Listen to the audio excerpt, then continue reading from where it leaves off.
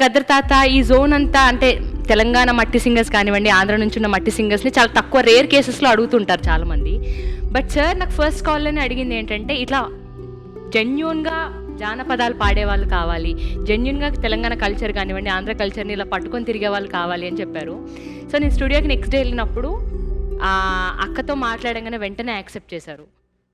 చాలా సంతోషం అనిపించింది. Thank you so much sir. అంటే ఇలాంటి వాళ్ళని గుర్తుపెట్టుకొని ఈ ప్లాట్ఫామ్ మీద కూర్చోపెట్టి ఈరోజు మాట్లాడిస్తున్నందుకు.